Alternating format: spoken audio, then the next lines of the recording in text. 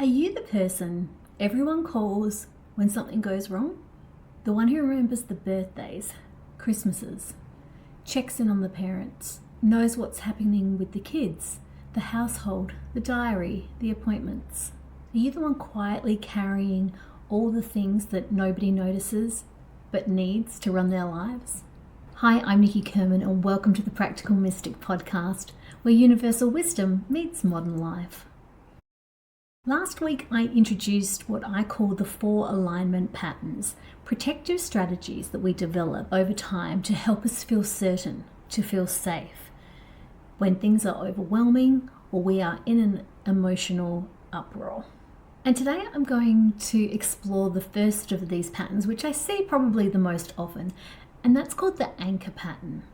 And it often feels familiar because we are the ones holding it all together, anchoring the ship, helping it stay steady in a world of turbulence and turmoil. The one thing that I've noticed about anchors over the years is they don't come into my clinic going, "Oh, I'm carrying too much." They come into my clinic saying, "I am exhausted.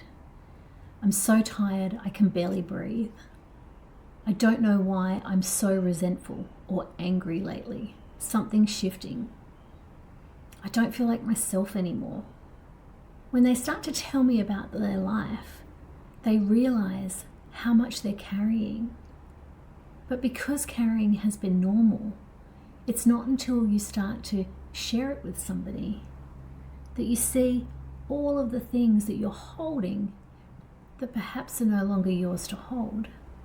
Most women that I know hold a lot of the cognitive load for their families.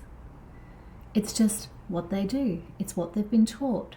It's who they think they have to be. The interesting thing about the anchor pattern is that it always is anchored in love. Not obligation, love. Maybe you learn from a very early age that being capable created safety. That if you held it together, life felt more predictable, more stable, more certain, more manageable. And it's probably served you incredibly well throughout your life. It made you dependable, reliable, resilient. People trust you. People know that they can count on you, and these are absolutely beautiful qualities in a person. But over time, something subtle begins to shift. Responsibility slowly becomes identity. You stop asking, "Can I help?" because you're already helping. You stop asking, "Is this mine? Do I have to hold this?" It just becomes automatic. Everything feels like yours. You've stopped asking, "How am I doing?" It's always, "Does anyone need anything?" When I start to talk about this pattern with a client, they nearly always say to me, "But if I stopped holding everything together, what would happen? The kids wouldn't get to school, the appointments wouldn't be made, I wouldn't be able to live my life." And if I say to them, "Well, what would happen if you stopped holding everything together?" And that's when the conversation starts to open, because what lies underneath the anchor is fear. Fear that everything will fall apart. Fear that people will be disappointed. Fear that someone will get hurt, that you'll let people down, and that things just won't get done. And quietly but subtly, fear that your worth is somehow connected to how much you do for everyone else. The challenge is, the more you carry, the less space there is for you. Your own needs are quietly forgotten, dissipated, unnoticed, and they feel further and further down the list. When we rest, it feels uncomfortable. Sometimes there's even a quiet panic of, what else do I need to be doing? Have I missed something? Asking for help feels impossible because you've been so good at being the one to give, you don't know how to receive.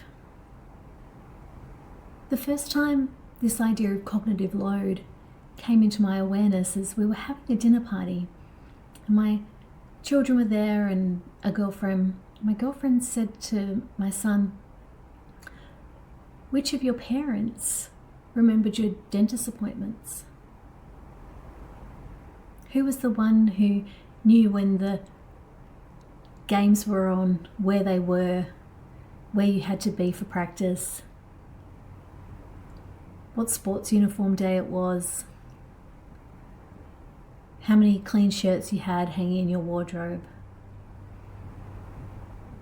And I remember him looking at my friend and saying, "I never really gave it any thought." And that's where it shows up, this idea that we are carrying all of these unconscious decisions, information, load, and everyone around us just takes it for granted. Not in an ignorant or mean way, not even an entitlement or anything like that, but just in a, you've always done the holding, so there was no need for them to hold it. Nowadays, the question I say to myself more often than not is, what am I carrying that isn't mine? Because as I start to remember who I truly am, I realize how much I am carrying that is never meant to be mine to carry in the first place. The over-responsibility for children when they were growing up, over-responsibility for my family, and they get resentful because they feel tied into your schedule. I was resentful because I felt like I was doing everything for everyone else and nobody appreciated it.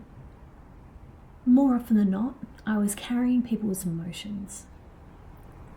Sometimes their responsibilities, nearly always their discomfort. When I realized that when I'm holding everything for everyone else, I'm getting in the way of their own growth and their own learning, because I'm stopping them from having experiences they need to be their full self. And every time I carried something that wasn't mine, I was a little bit more disconnected from who I really am. One of the biggest shifts I see in anchors isn't doing less. It's about learning to pause, to ask, is this mine? Has somebody actually asked me to do this? And am I helping or am I rescuing? Can I allow someone else to carry this? Does it have to be mine? These are tiny questions, but they begin to loosen the grip of this pattern. Now, I want to be really clear. The goal isn't to stop being dependable.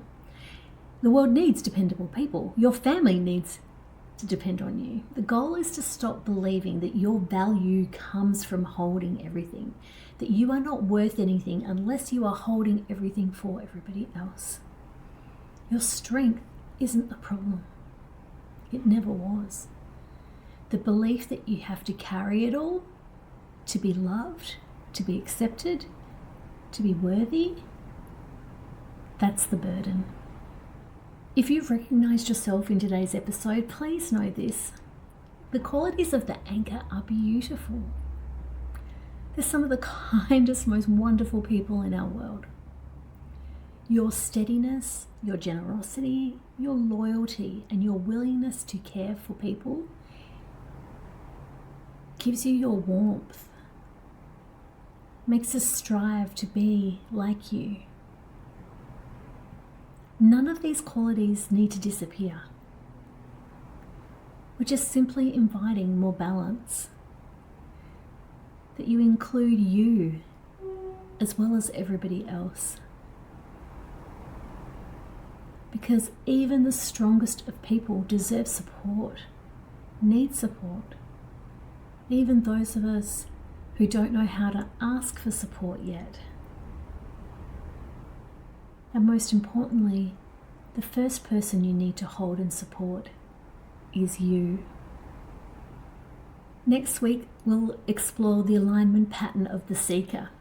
and why constantly searching for answers can sometimes take us further away from ourselves. If you're curious as to which alignment pattern you are, I've linked the quiz below. It's a free 2-minute quiz to help you understand yourself so much better. Until then, stay curious and ask yourself, is this mine to carry? Please keep remembering who you are. Shift your state, change your story. Until next time, bye for now.